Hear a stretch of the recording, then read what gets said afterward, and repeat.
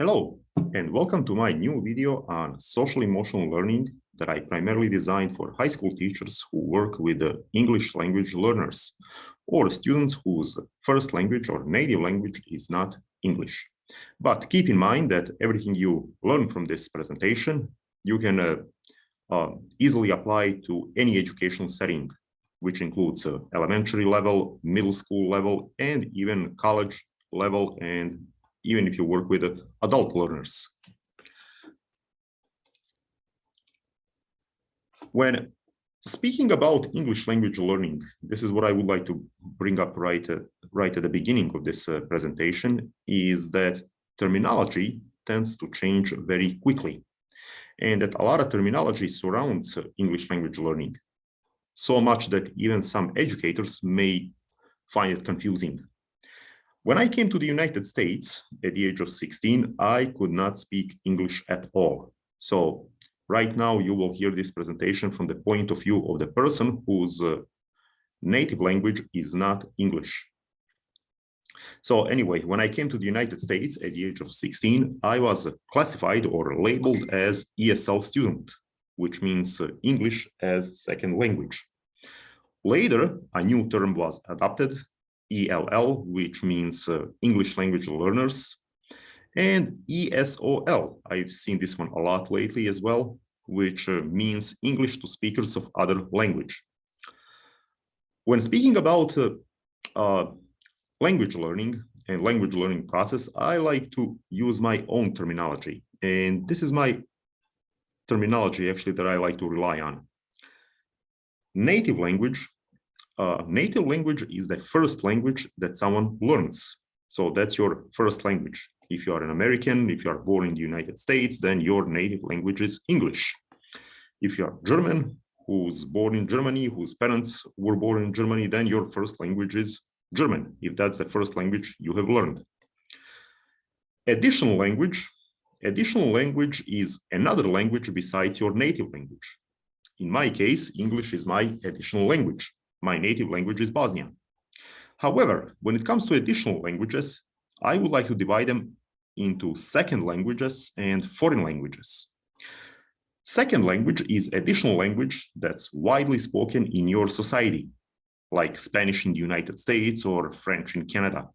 Or it's also the language that is very similar to that native language, like Scots and English, Portuguese and Spanish, Bosnian, Serbian, and Macedonian, for example, can be grouped in this category. Foreign language, however, I like to call foreign language an additional language that is not used in your society and is not similar to your native language. For example, if you are a person who was born in Kansas, in a small town in Kansas, and if you decide to study Farsi or Urdu, then those languages will be foreign languages to you. Okay. First of all, let's go ahead and define the term language. What is language? Language is a system of communication that consists of verbal sounds, body movements, facial gestures, various written signs and symbols that convey certain meaning. Now, we humans, we are the only animals in animal kingdom who successfully developed and used language to communicate. Okay, now that's a good thing because we are the only creatures on the planet of Earth who are able to convey complex thoughts. And we are able to talk about history and the past, unlike other animals in the animal kingdom. So that's the reason probably why we progress, because we can always convey knowledge from one generation to another. However, keep in mind that humans do not use one universal language to communicate with one another. According to American Linguist Society, as of 2022, there are approximately 6,500 distinct languages in the world today. Now, this does not include dialects. So yes, language helps us communicate, it helps us convey complex thoughts, but it's also a barrier because unfortunately we humans fail to develop one universal language to communicate.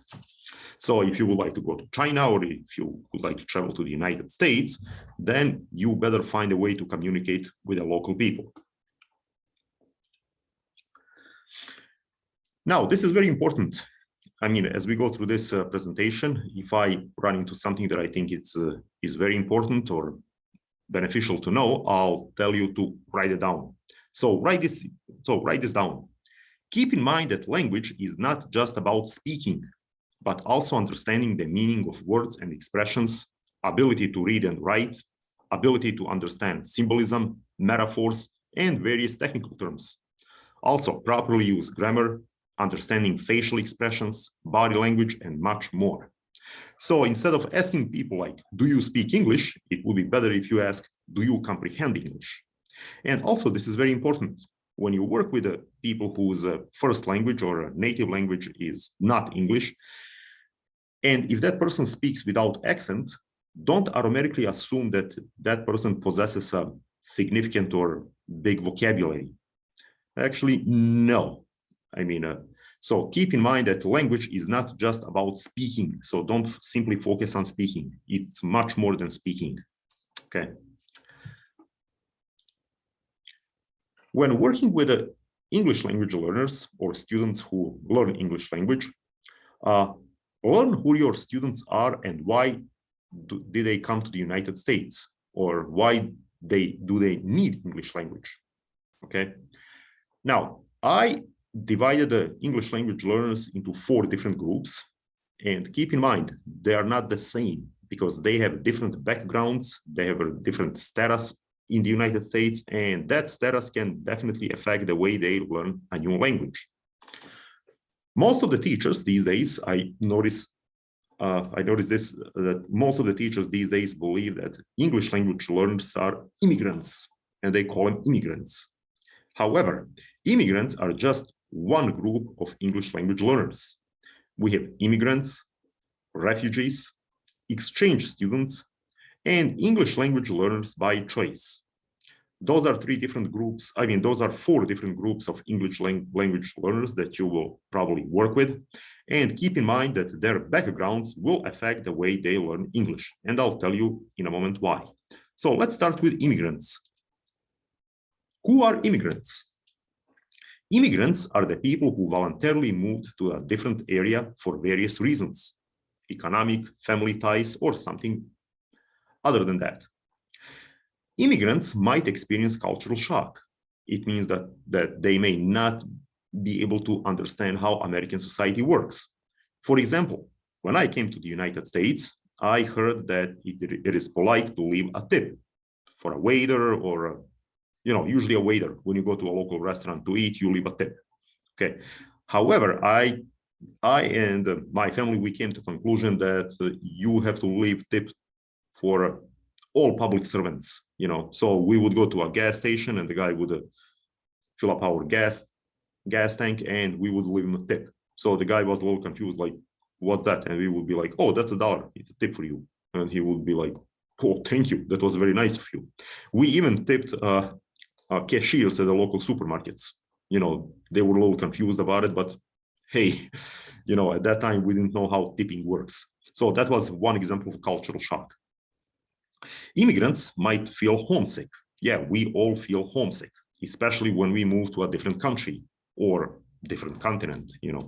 You might feel a little depressed because your friends are not around, your family is not around, and you just met new people. I mean, and you didn't establish close relationships with them. So that's why you might feel homesick. So keep in mind that that's something that might happen.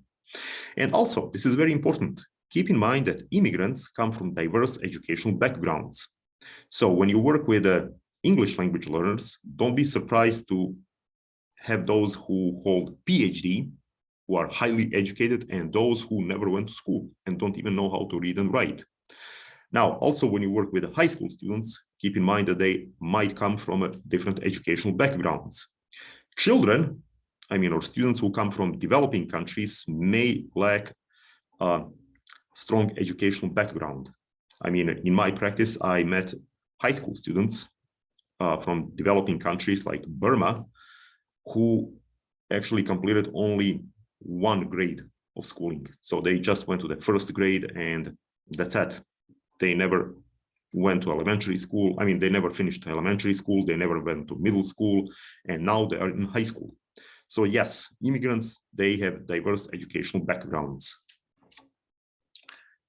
Now, refugees are not as same as immigrants, even though many people like to group them together. Refugees, unlike immigrants, are people who were forced to leave their country or place of residence because their life and freedom were threatened.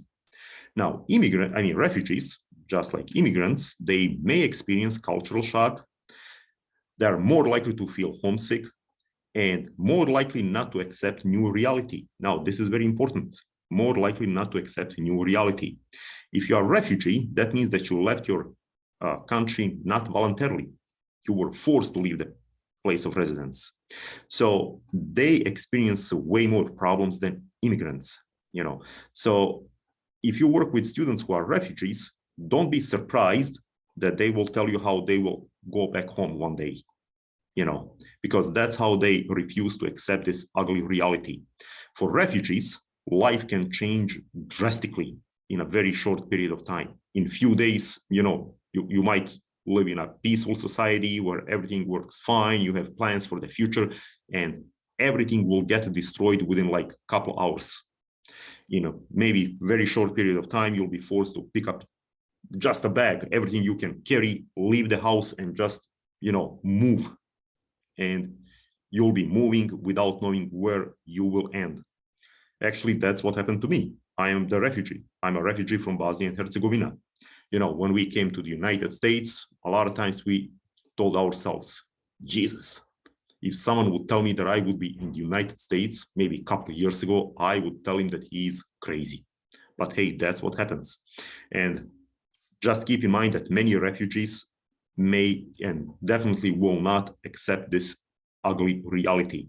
So most of them might say how they will go back home, how they will start life all over, how they will reunite with their families, and so on. Now, also, just like immigrants, refugees might have diverse educational backgrounds. So keep that in mind. Okay, the next group that I would like to tell you about. Oh yeah, before we go to the next slide about refugees, let me just bring something that's also very important. You should know that refugees may struggle with a lot more problems than immigrants, especially if the families are torn apart. When I came to the United States, hey, we lost touch with my father. We just knew that he was in concentration camp. We didn't know anything where he is, how is he doing, or nothing. At that moment, I thought that I will never be able to see him again. So yeah, students who are refugees, they might experience additional emotional problems than immigrants, for example. So keep that in mind.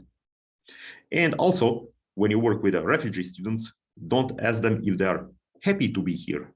You know, of course, they found rescue, but hey, they might find the new country, the country that welcomed them, very amazing place to live, but that's not how you would like to live. That's not how you would like to move to a different country. If you are an American and if you have dreams about living in Paris or Rome, that's fine. But if you come to Paris or Rome as a refugee, then that's not pretty. Okay. So let's move on. Exchange students. Exchange students are individuals who come to a new country to get education and to learn. They may experience cultural shock, and they are more likely to have good knowledge of English language. But be careful, they understand the local dialect. Most of the exchange students learn, as I like to say, original British English. You know, for them, it's bathroom, not bathroom. For them, it's lorry, not truck. So yeah, make sure if you are working with exchange students in the United States that they're able to understand local dialect and, of course, local expressions. And just like immigrants and refugees, exchange students may feel homesick, but not as much as refugees or immigrants.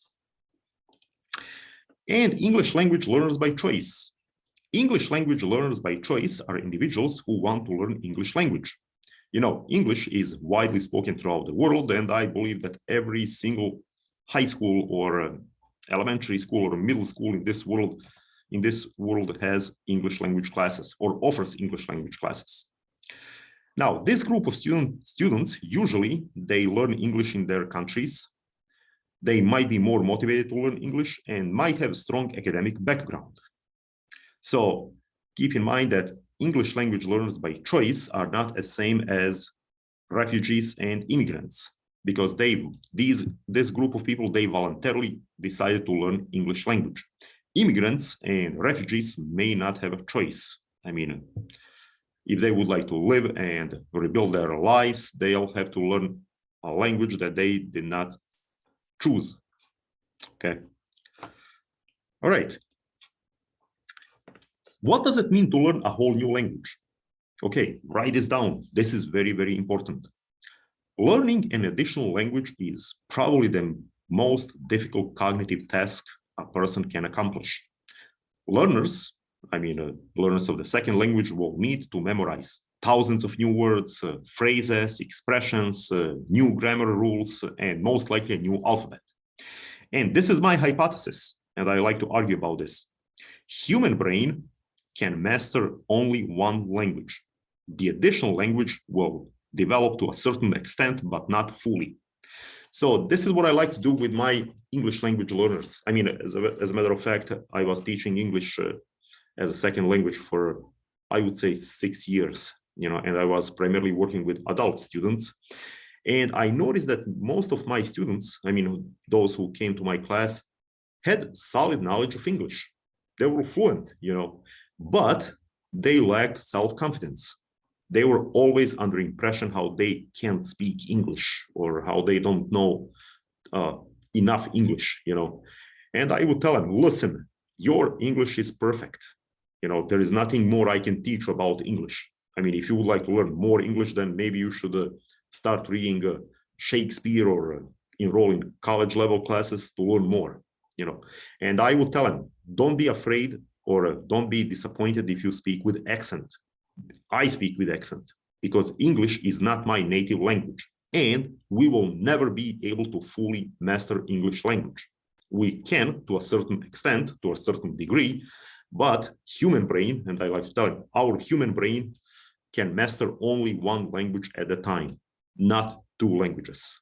Because if we speak two languages, then one language will definitely be deprived. Okay.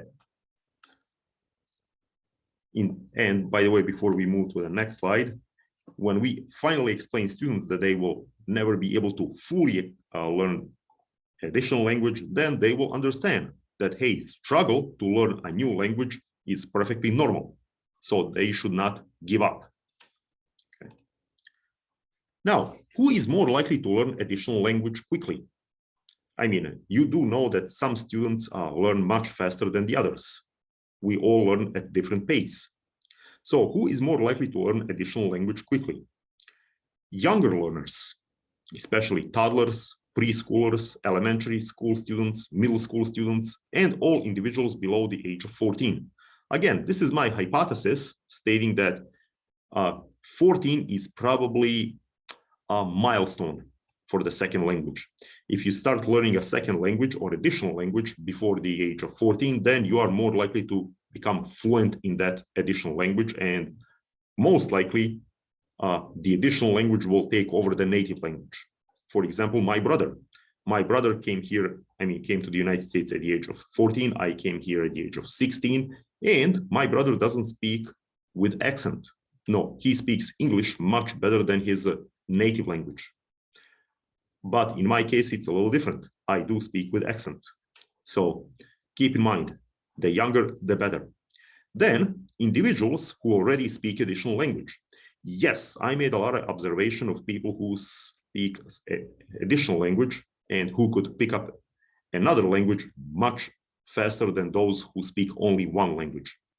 I have a whole bunch of friends who resided in Germany for 5 or 6 years. They learned German language, or they mastered German language to a certain extent.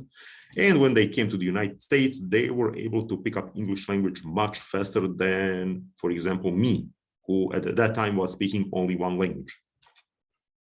Then also individuals whose native language is similar to the additional language they learn.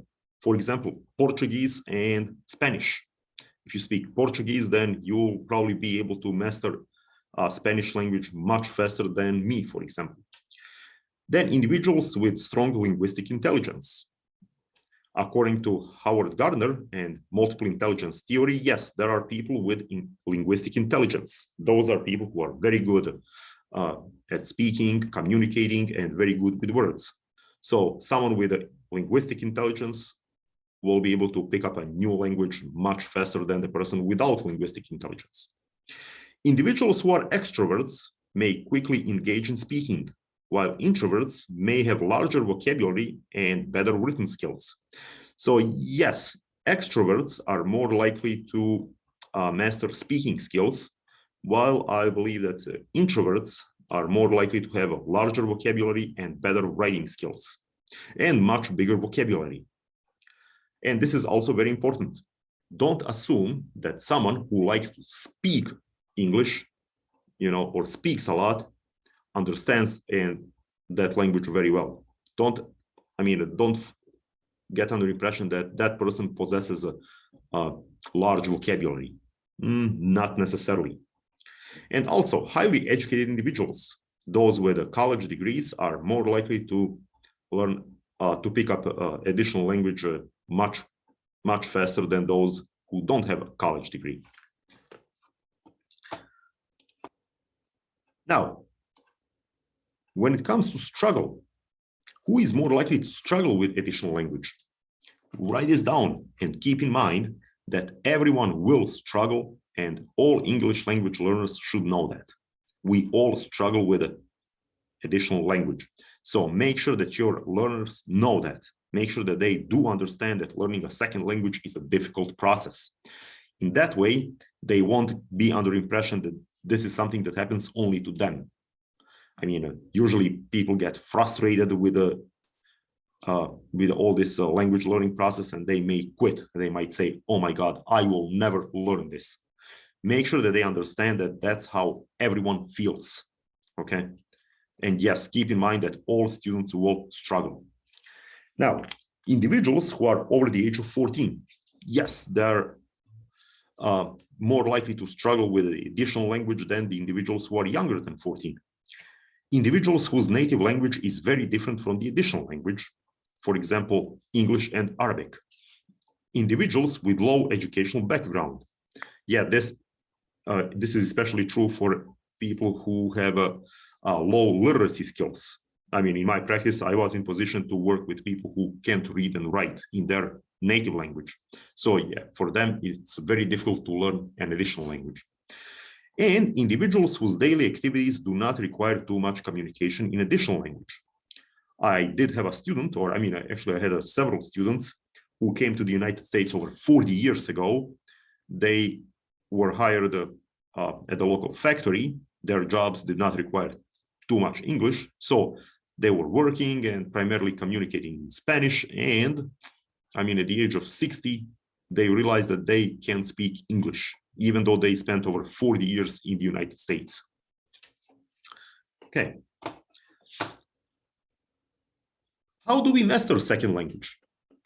Keep in mind that additional language or acquisition of the additional language goes through 5 different stages.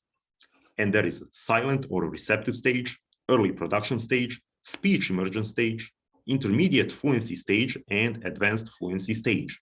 So this is very important to know, because you will know how your students or your learners will communicate at each level. So let's start with a silent or receptive stage.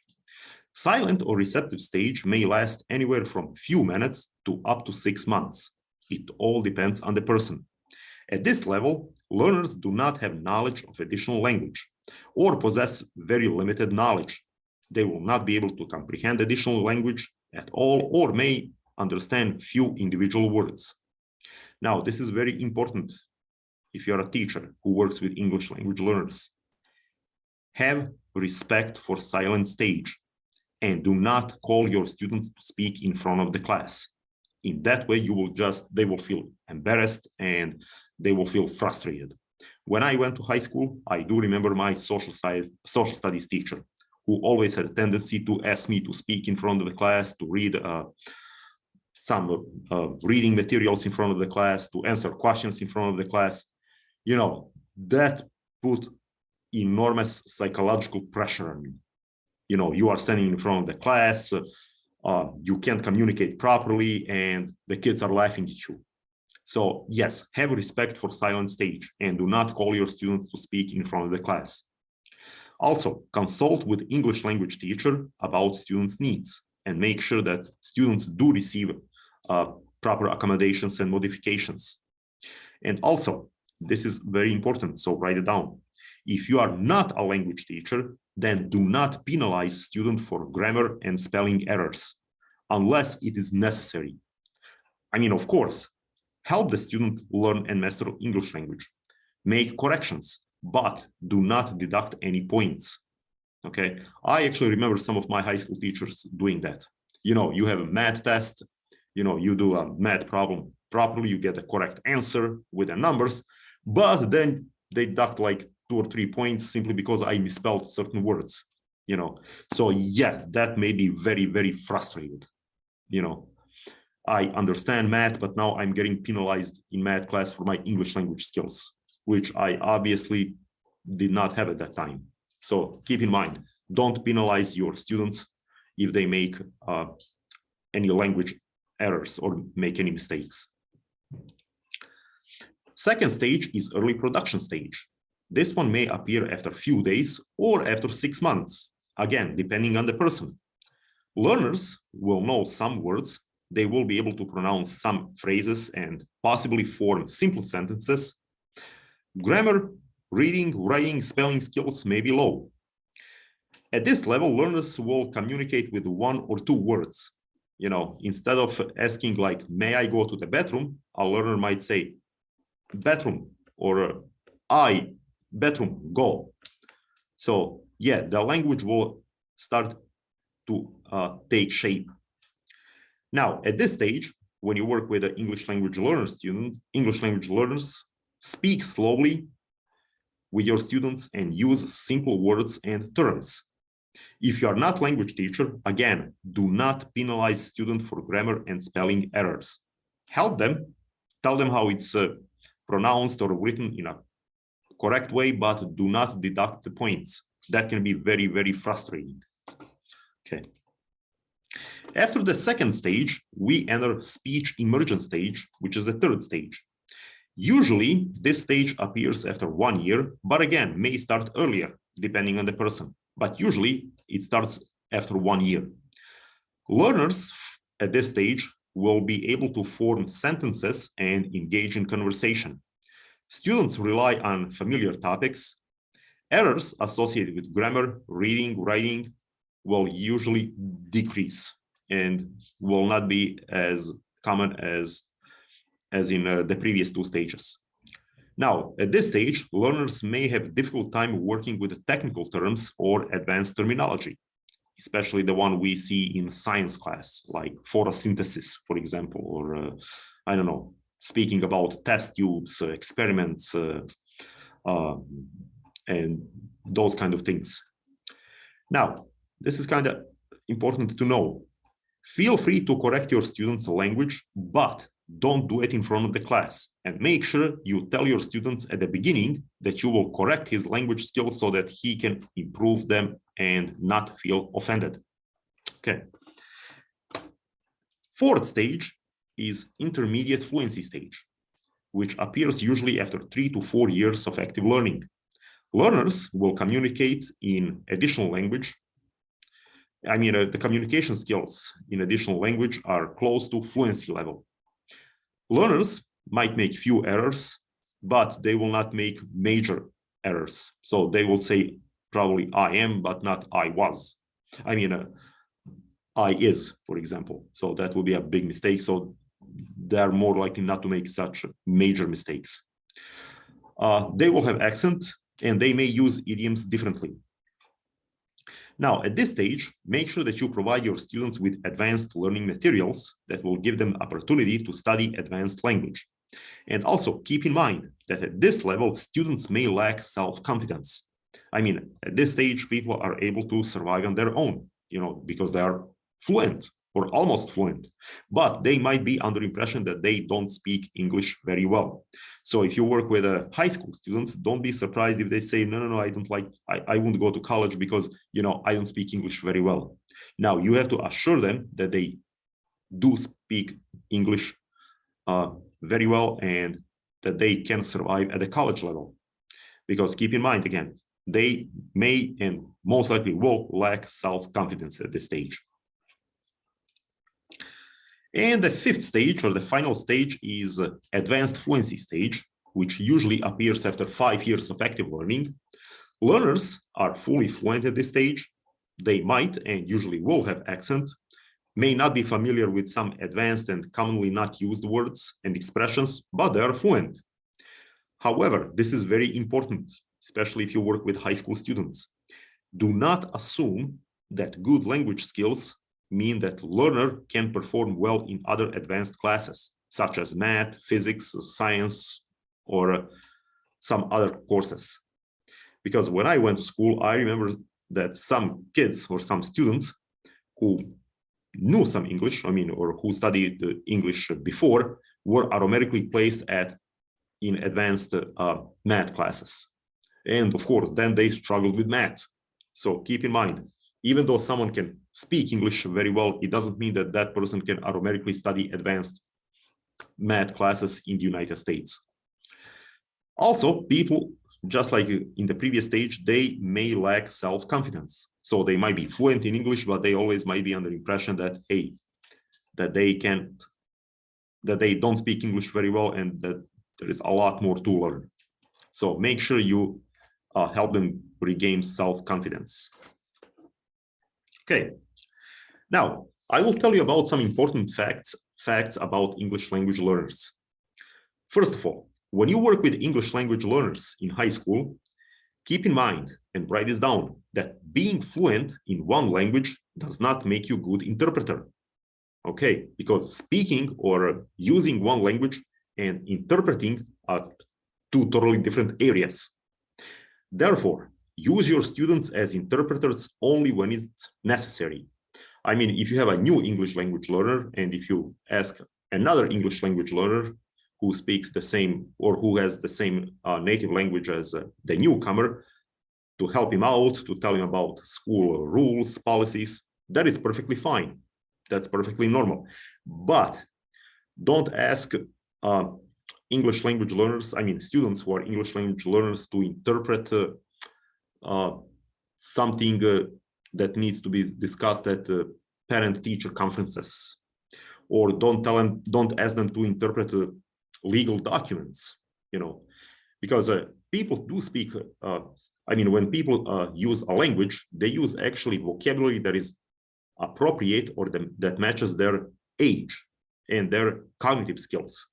So you might have elementary, like fifth grader, let's say elementary grade student who is fluent in English, but that doesn't mean that that student can interpret the meaning of the words that we normally find in warranty deeds or quitclaim deeds or some legal terminology.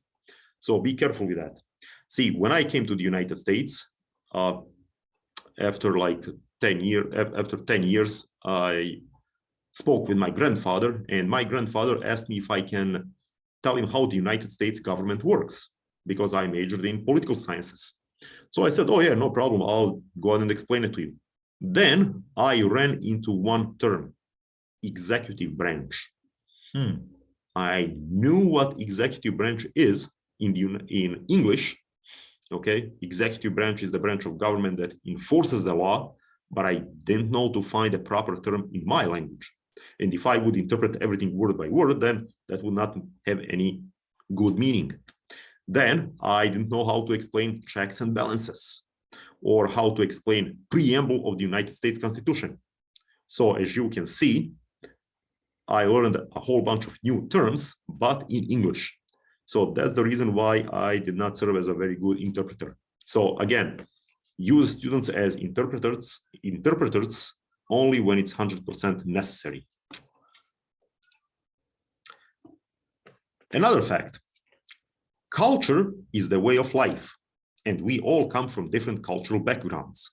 But keep in mind that there is universal culture that we all share, and therefore we are more alike than different. We are all different, but our differences are not necessarily products of our cultures or subcultures. See, I'll give you one example. I remember some of my high school teachers explaining our behaviors or learning styles through our culture, or they would connect everything to our culture. See, I'm an introvert, so I was usually quiet and reserved as a kid back in high school. And my teachers, some of my teachers assumed that that's how we act and behave in my culture, you know. So yeah, don't think that everything is cultural. Okay, take personal differences in consideration, and don't think or don't assume that personal differences, personal interests, personal behavior is the automatic product of someone's culture. Okay, because as an English language learner back in high school, I even felt annoyed several times when the teachers would ask me like, "Oh, is that your culture? Oh, is that how you do it in your culture?" You know, so yeah, don't. Assume automatically that someone's personality is automatically product of his or her culture. Here is another very, very important thing when you work with English language learners as well as foreigners. Okay, write it down. Avoid topics that can create conflict, such as politics, religion, or alternative ways of interpreting someone's history. I know you are curious. We are all curious about other countries. We are curious about world events, but be careful how you speak about those events and those topics with your high school students who are English language learners. I'll tell you why. First of all, you never know who you have in your classroom. In your class, you may have students from different countries and different backgrounds that may not have friendly relationships. For example, you might have Israelis and Palestinians in your classroom, or you might have Russians and Ukrainians in your classroom. So asking them to explain to the class the situation in the West Bank and why is there a problem between Israel and Palestine, for example, that may create a huge conflict in the class, and students may get into argument and even physically retaliate with each other.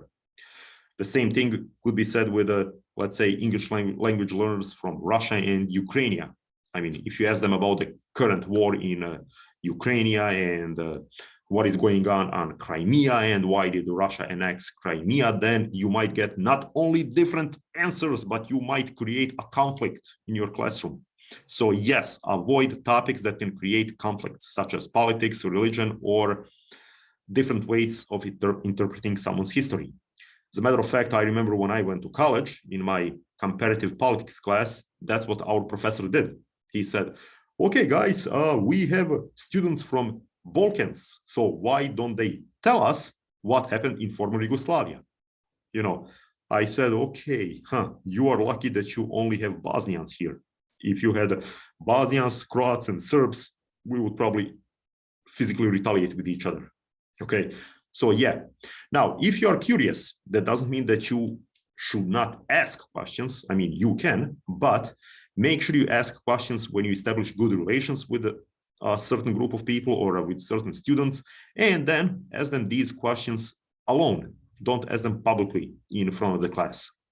Okay. Another fact, some cultural and linguistic backgrounds may be similar and may appear to be similar, but do not put them in the same context. If you ever took a psychology class, then you will know that there is in perception or Gestalt psychology, there is a principle of similarity, which means that our brain likes to group together things that appear to be similar. However, don't assume that all people are the same and that all people speak the same language and have the same culture.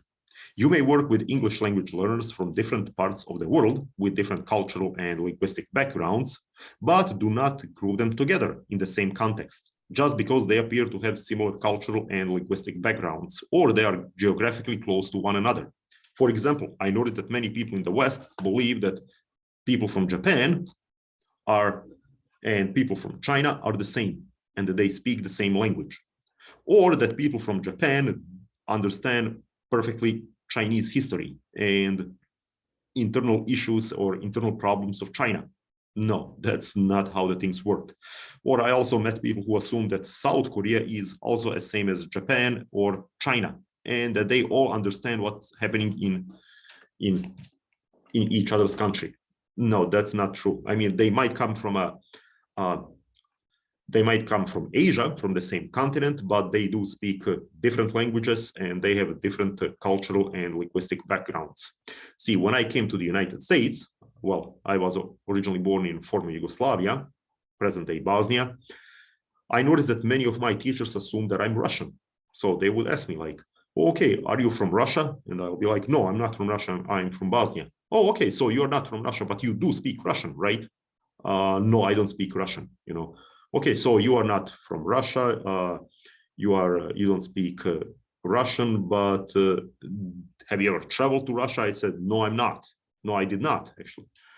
Then some of them would actually engage in conversation and they would bring the topics that relate to former Soviet Union, like perestroika, Gorbachev. And as a kid, I was not little, but very much confused, like, okay, I don't know anything about perestroika, or at least I didn't know anything about perestroika back then. But yeah, some of my teachers were victims of principle of similarity. Their brain assumed that I was Russian, and they assumed that, hey, I speak Russian, and they also assumed that my language is almost the same as Russian. So be careful, don't fall for it.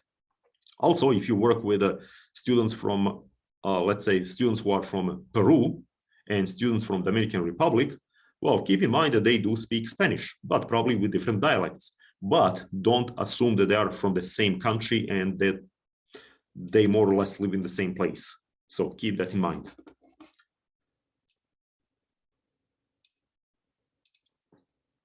Now, technology, another important fact. Technology is crucial in successful language learning. However, keep in mind that learners should not rely on technology too much. Technology should be their teacher assistant, not so much the interpreter. So make sure that your students are using technology to learn and to interpret only when it's necessary. This is the reason why I'm telling you this. When I came to the United States back in 1995, we did not have any written materials in my language. I mean, I couldn't find books, newspaper in Bosnian.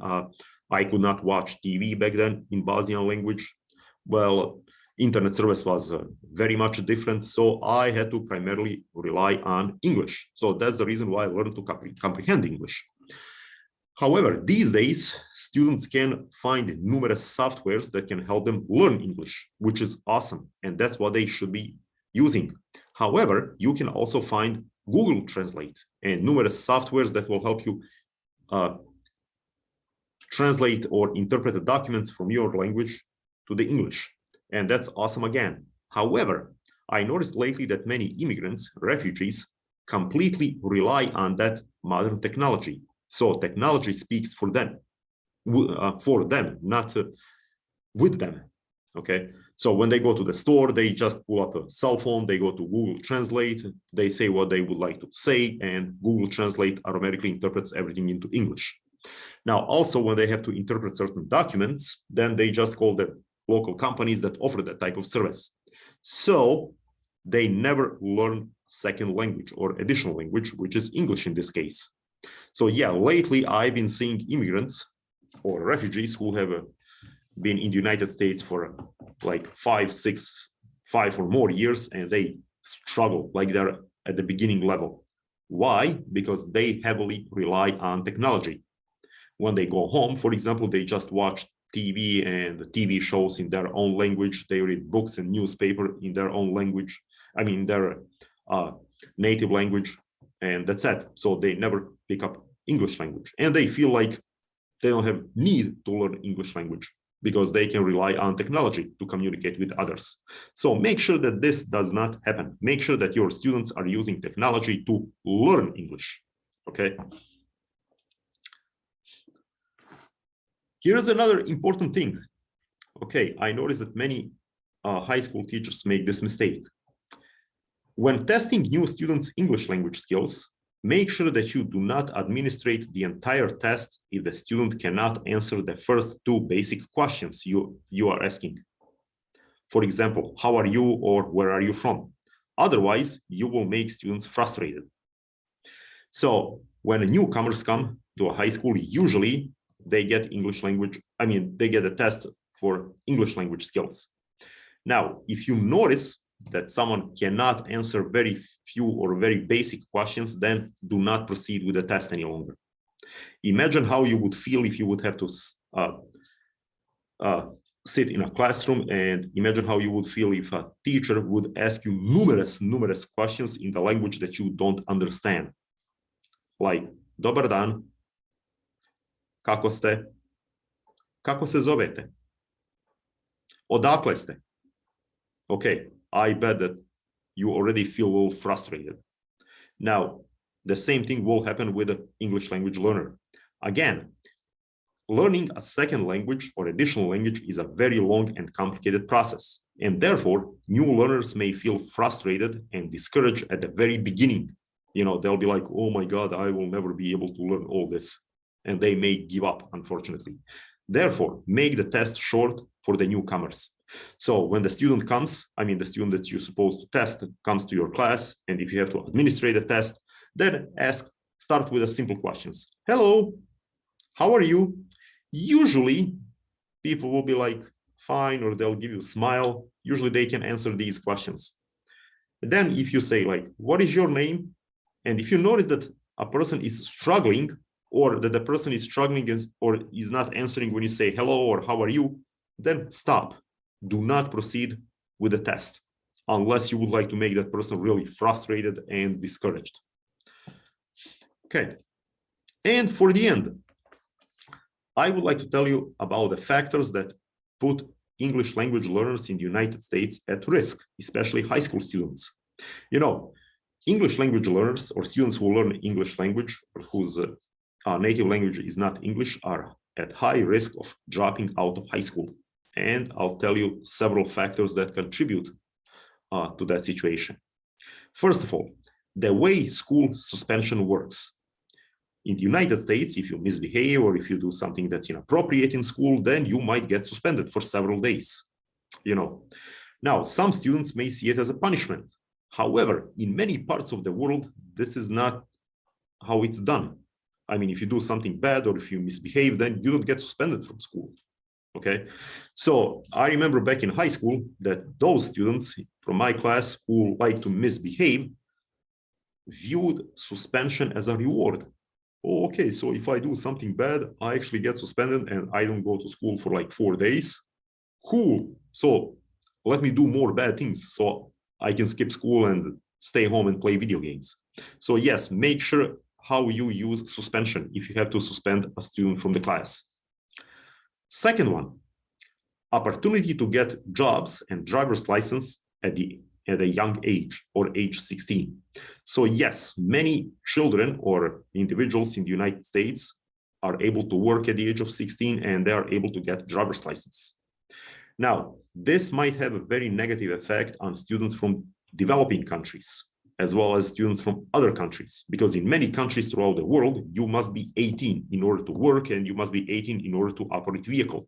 But in the United States, you can achieve all that at the age of 16. So what happens then is that students get under impression that they no longer need school.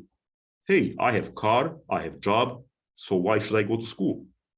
Especially students from developing countries might say, hey, my father and my parents, my grandparents, no one in my family has ever been able to afford a car or a vehicle. But look at me, I am 16 or 17, I have a car, I have a job, so I don't need school. I'm all set for life. Explaining to that student at that age that, having a job or a part-time job at McDonald's or local supermarket might generate a small amount of money that's enough to satisfy the needs of a teenager, but not for adult, might be very difficult, because many students may not understand that getting a paycheck that's $170 a week is maybe a good amount of money for them, but that amount of money will not definitely help you pay rent or live a life of adult. So watch out for that. If you notice that students act and behave that way, or that they might drop out of high school because they have a job at the local McDonald's or even the local factory, explain to them that not having high school diploma may have a significant effect on you in the United States, and not positive effect. Tell them what consequences they may suffer, especially financial consequences later in life. Fact number 3, inability of parents to communicate with the teachers. Yes, if parents do not speak English, then they may not be able to communicate with parents, especially if they don't know that interpreting service is available in their school. And of course, if children learn about that, then, they might abuse it. They might be like, okay, hey, I got an F, but hey, who cares? The teacher will definitely not call my parents, and if they do, my parents will not be able to speak with them. So keep that in mind. Number 4, not knowing about extracurricular activities and academic assistance that is available to students. Yes, parents of English language learners may not know that certain academic services are available to them, like tutoring services. So they may not fully use them. Number 5, not knowing about students' and parents' rights in education. Keep this in mind. The newcomers may not be familiar with the laws of the United States that regulate education, such as Individuals with Disability in Education Act, or if they go to college, like Americans with Disability Act, or No Child Left Behind. So parents may not know their rights under those laws. So that might negatively affect the learning progress of English language learners. 6, inability of teachers to recognize learning disabilities among English language learners. Yes, keep in mind that English language learners, students who are learning second language, will also be affected by learning disabilities. So as a teacher, I recommend that you learn how to recognize learning disabilities and make sure that you understand that certain struggle is not caused by the lack of language knowledge, but actually learning disability. Number 7, inadequate academic placement of English language students. As I have mentioned earlier, make sure, or you have to understand that good language skills doesn't mean that if a student who has a good English language skills will not automatically be good at math or advanced science classes. So keep that in mind. So if you have an English language learner who can speak English very well, or who's fluent in English, don't assume that that person will automatically be good at AP math or AP chemistry. So keep that in mind. Number 8, lack of self-confidence and feeling hopeless. Yes, keep in mind, again, English language or a language learning process is a very complicated process, very long process. So people will feel hopeless. They might feel that they will never master this language, and they might quit altogether. So make sure that this doesn't happen, and make sure that they know, that English language learners know, that learning a second language is a very complicated process and that it takes time, and that they are doing good, that eventually, yes, one day they will be able to learn and master the new language. Number 9, unrealistic expectations from parents. Yes, many English language learners actually may have unrealistic expectations from parents. Parents may push them to the maximum. When I went to high school, we always made a joke. We said when American student gets B+, his parents will tell him, good job. When we get A-, our parents will be like, shame on you. How come you couldn't get an A or A+? So yes, keep in mind that some parents may have unrealistic expectations from students. And number 10, low expectations from parents. So this is opposite. Believe it or not, yes, some parents will not be concerned about their children's education. They will more be concerned about their ability to find a work in the community, work and, make money and live. I mean, I do remember several students back in high school whose parents, they were totally reluctant to their education. And after high school, they just convinced them to go and work at a local factory, which is not bad necessarily, but I always wonder whether or not that was their choice rather than parents' choice. You never know. They could probably end up going to college and getting a college degree, but I mean, their parents told them to, not to pursue education any longer and to find a job, get hired, work, save money, buy a house, and have a different way of life. Okay, ladies and gentlemen, we are at the end of this presentation. I would like to thank you very much for watching this video. I would also like to ask you to subscribe to my channel for more videos about social emotional learning and other topics that relate to education. Again, if you subscribe to my channel, I promise that I will not send you any emails or any notifications, so I will not bug you. And if you have any questions, you can always email me, and I will be happy to answer them for you. So thank you very much, and you have a pleasant day.